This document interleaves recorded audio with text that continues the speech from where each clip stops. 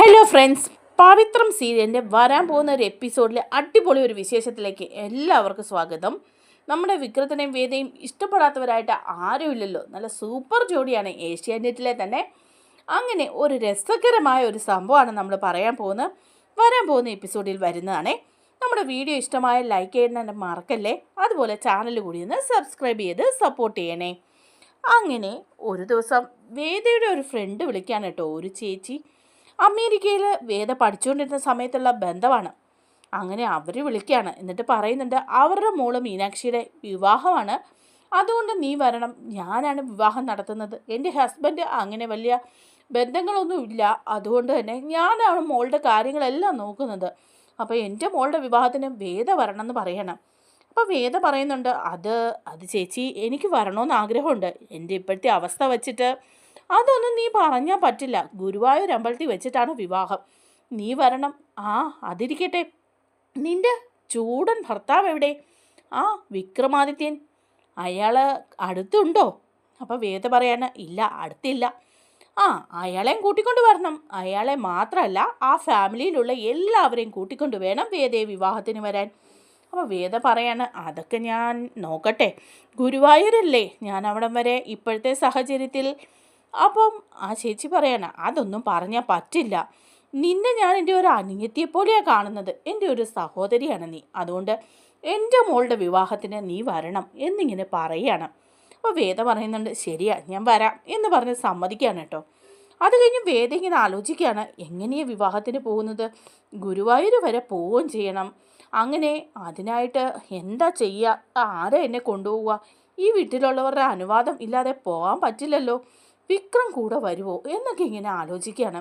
എന്നിട്ട് വേദ ചെന്നിട്ട് കമലയോട് പറയുന്നുണ്ട്, അമ്മേ, എൻ്റെ ഒരു കൂടെ അമേരിക്കയിലുണ്ടായിരുന്ന ഒരു ചേച്ചിയുടെ മോളുടെ വിവാഹമാണ്. എന്നെ ഒരു മോളെപ്പോലെയും സഹോദരിയെപ്പോലെയൊക്കെ അവർ കാണുന്നത്. ഗുരുവായൂർ വച്ചിട്ടാണ് വിവാഹം, അതിന് ചെല്ലണമെന്ന് പറഞ്ഞു.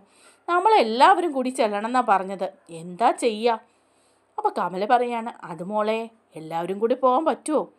അപ്പോൾ ഉടനെ വേദ പറയാം, അതിനെന്താ, നമുക്ക് എല്ലാവർക്കും കൂടി പോകാം. എല്ലാവരോടും അമ്പലത്തിൽ തൊഴാൻ പോകാമെന്ന് പറഞ്ഞാൽ മതി. കൂടെ വിവാഹമൊക്കെ കൂടി പതുക്കെ നമുക്കിങ്ങ് പോരാം. വിക്രത്തിനെ കൊണ്ടുകൂടെ അമ്മ സമ്മതിപ്പിക്കണം. അപ്പോൾ പറയണേ കമല, ഞാൻ അവനോട് പറയാം, അവനും കൂടെ വരണമല്ലോ, എന്നാലല്ലേ കാര്യങ്ങൾ പോകത്തുള്ളൂ.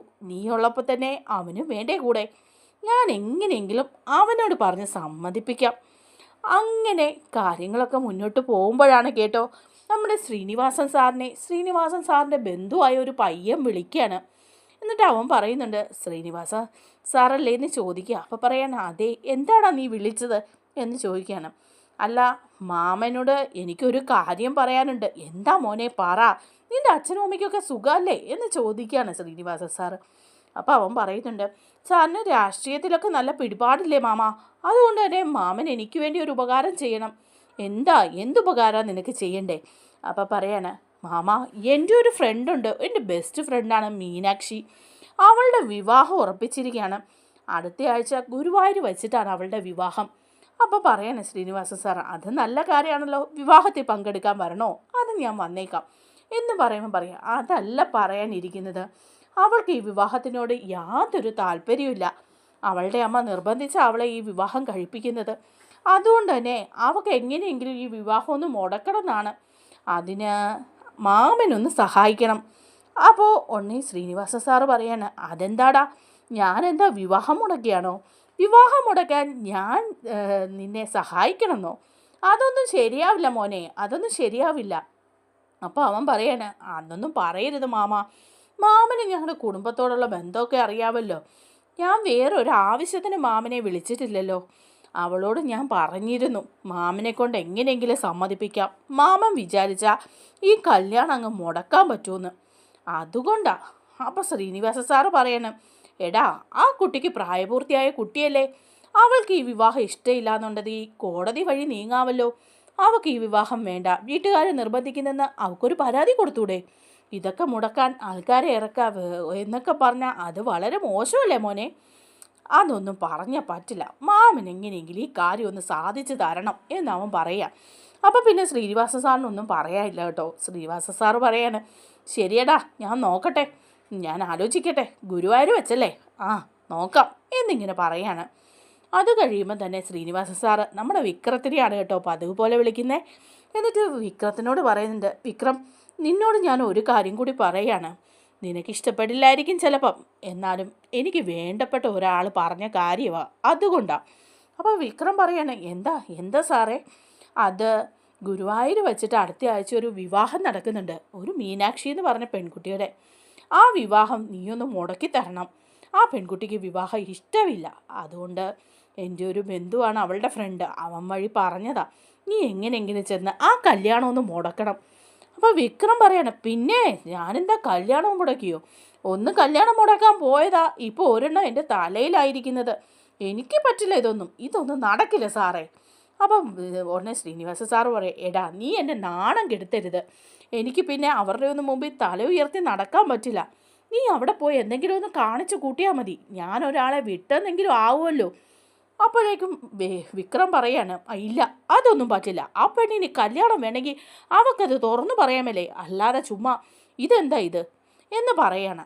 അപ്പോഴേക്കും ശ്രീനിവാസൻ സാർ പറയാണ്, എടാ നീ എൻ്റെ അനിയനെ പോലല്ലേ, നീ ഇതെനിക്ക് വേണ്ടി ഒന്ന് ചെയ്യണം പ്ലീസ് വിക്രം എന്ന് പറയാണ്. അപ്പോൾ വിക്രം പറയാണ്, നോക്കട്ടെ, ഗുരുവായൂരല്ലേ, നോക്കട്ടെ എന്ന് പറയാണ്. അതിനുശേഷം വീട്ടിൽ വിക്രം എത്തുമ്പം പറയുന്നുണ്ട് കമല, എടാ അടുത്ത ദിവസം നമ്മളെല്ലാവരും കൂടി ഗുരുവായൂർ അമ്പലത്തിൽ തൊഴാൻ പോകുന്നുണ്ട്. 2-3 ദിവസം അവിടെ താമസിച്ച് തൊഴുത് ഭജന ഇരുന്നിട്ടൊക്കെ പോരുന്നുള്ളൂ. അപ്പോൾ വിക്രം പറയാ, ഗുരുവായൂർ അമ്പലത്തിലോ? നിങ്ങളെല്ലാവരും പോയിക്കോ, അപ്പോൾ ഹാപ്പി ജേണി എന്ന് പറയാണ്. അപ്പോൾ കമല പറയാണ്, അയ്യടാ ഞങ്ങളെല്ലാവരും കൂടെ അല്ല, നീയും വരുന്നുണ്ട്, നമ്മളെല്ലാവരും കൂടിയാണ് പോകുന്നത്. പോയി 2-3 ദിവസം അവിടെ തങ്ങി ഭജന ഇരുന്നിട്ടൊക്കെ പോരുന്നുള്ളൂ. ഒരുപാട് നാളായി ഭഗവാനെ കണ്ടിട്ട്. അപ്പം വിക്രം പറയാണ്, പിന്നെ ഞാനെങ്ങും ഇല്ല ഭജന ഇരിക്കാനും ഒന്നും. അപ്പം കമല പിന്നെയും നിർബന്ധിക്കുക, ഞാൻ പറഞ്ഞാൽ നീ അനുസരിക്കില്ല, നിൻ്റെ വിവാഹം കഴിഞ്ഞ് ആദ്യമായിട്ട് പോകുന്നതാ, നീയും അതുപോലെ വേദയും വേണം എന്ന് പറയാണ്. അപ്പോഴാണ് പെട്ടെന്ന് വിക്രം ആലോചിക്കുന്നത് കേട്ടോ, ശരിയാ, അവിടെ പോയി കഴിഞ്ഞാൽ ഗുരുവായൂർ വെച്ചിട്ടല്ലേ ശ്രീനിവാസൻ സാറ് പറഞ്ഞ കല്യാണം, ആ കല്യാണം അങ്ങ് മുടക്കാം. അപ്പോൾ ഇവരുടെ കൂടെ അങ്ങ് തന്നെ പോകാം, അവിടെ ചെന്ന് പണിയൊപ്പിക്കാം എന്നിങ്ങനെ വിചാരിക്കുകയാണ്. അങ്ങനെ വിക്രവും ഫ്രണ്ട്സും കൂടി പോവുകയാണ് കേട്ടോ അമ്പലത്തിലേക്ക്. എല്ലാവരും രാവിലെ അമ്പലത്തിൽ പോയി തൊഴുതിട്ടൊക്കെ വരികയാണ്. കമല പറയുന്നുണ്ട്, ഒരുപാട് നാൾ കൂടി ഭഗവാനെ കാണാതിരുന്ന് ഇന്ന് നിർമ്മാല്യം കണ്ട് തൊഴുതപ്പം ഭയങ്കര സന്തോഷമുണ്ട് എന്ന് പറയാണ്. സുധാകരൻ മാഷും പറയുന്നുണ്ട്, അതെ നന്നായിട്ട് തൊഴാൻ പറ്റി എന്ന് പറയാം. അങ്ങനെ എല്ലാവരും കൂടി അവിടെ വരികയാണ്. അപ്പോഴാണ് വേദയുടെ ഫ്രണ്ടിൻ്റെ വിവാഹത്തിൻ്റെ കാര്യം പറയുന്നതും ആ വീട്ടിലേക്ക് പോകുന്നതും. അവിടെ 2-3 ദിവസത്തെ ഒരു ചടങ്ങൊക്കെയാണ് കേട്ടോ നടക്കുന്നത്. അവിടെ വെച്ച് കുറച്ചധികം പേരെ പരിചയപ്പെടുകയും എടുക്കുകയൊക്കെ ചെയ്യുന്നുണ്ട്. അതിൻ്റെ ഇടയ്ക്ക് കൂടി ഈ മീനാക്ഷി എന്ന് പറയുന്ന കുട്ടിയെ തട്ടിക്കൊണ്ട് പോകാൻ ശ്രമിക്കുകയാണ് കേട്ടോ വിക്രം. മീനാക്ഷി ആണെങ്കിൽ കല്യാണം കഴിക്കാൻ പോകുന്ന പയ്യനുമായിട്ട് ഒരു എഗ്രിമെൻ്റ് കല്യാണത്തിലേക്ക് നീങ്ങാണ്. അവൾ പറയുന്നുണ്ട്, താലി കെട്ടി 1 വർഷം ഒന്നിച്ച് ജീവിക്കും, അത് കഴിയുമ്പോൾ നമ്മൾ ഡിവോഴ്സ് ആകും, അതാണ് നമ്മുടെ കോൺട്രാക്റ്റ് എന്ന് പറഞ്ഞിട്ടാണ് ആ കുട്ടി വിവാഹം കഴിക്കുന്നത്. ഈ സമയത്താണെങ്കിൽ ഈ വിവാഹം മുടക്കാൻ വേണ്ടി ഈ പെൺകുട്ടിയെ തട്ടിക്കൊണ്ട് പോരാൻ ശ്രമിക്കുകയാണ് കേട്ടോ വിക്രം. അങ്ങനെ ഈ പെൺകുട്ടിയാണ് എന്ന് വെച്ച് ആ പെൺകുട്ടിയുടെ റൂമിൽ കിടന്നുറങ്ങുന്ന വേദയാണ് രാത്രിയിൽ വിക്രവും കൂട്ടുകാരും കൂടി തട്ടിക്കൊണ്ട് പോകുന്നത്. ഭയങ്കര രസമാണ് കേട്ടോ ആ സീനൊക്കെ. അങ്ങനെ വേദയെ തട്ടിക്കൊണ്ട് പോയി ഒരു ഗോഡൗണിലൊക്കെ കൊണ്ടിടുകയാണ്. ആ വായിൽ തുണിയൊക്കെ തിരികെ. അത് കഴിയുമ്പോൾ മുഖത്തെ തുണി അങ്ങ് മാറ്റുമ്പോൾ വേദയാണ് കേട്ടോ കിറിഞ്ഞടിച്ചിരിക്കുന്നത്. അത് കാണുമ്പോൾ വിക്രം ഞെട്ടിപ്പോവാണ്. വിക്രം പറയാണ്, എടീ നീയോ? മറ്റേ മീനാക്ഷിയാണെന്ന് പറഞ്ഞ് നിന്നെയാണോ തട്ടിക്കൊണ്ട് വന്നത്? ദൈവമേ, എല്ലാ പ്ലാനുകളും കഴിഞ്ഞല്ലോ എന്ന്. അപ്പോൾ വേദ പറയാൻ, ഇതാണല്ലേ പരിപാടി, ഇവിടെ വന്നിട്ട് ഗുണ്ടായിസമാണല്ലേ? ഞാൻ വിചാരിച്ചു നിങ്ങൾ അമ്പലത്തിൽ തൊഴാനുള്ള സന്തോഷം കൊണ്ട് വന്നതാണെന്ന്. ഇവിടെ വന്ന് കല്യാണം മുടക്കാൻ വേണ്ടി വന്നതാണല്ലേ എന്ന് വിക്രത്തിനോട് ചോദിക്കുകയാണ്. വിക്രമാണെങ്കിൽ ആകെപ്പാടെ ചമ്മി നാറി ഇങ്ങനെ നിൽക്കുകയും ചെയ്യാണ് കേട്ടോ. ഇതുപോലുള്ള വീഡിയോസിനായിട്ട് നമ്മുടെ ചാനൽ ഒന്ന് സബ്സ്ക്രൈബ് ചെയ്യണേ. വീഡിയോ കൂടി ഒന്ന് ലൈക്ക് ചെയ്യാൻ ആരും മറക്കല്ലേ. താങ്ക്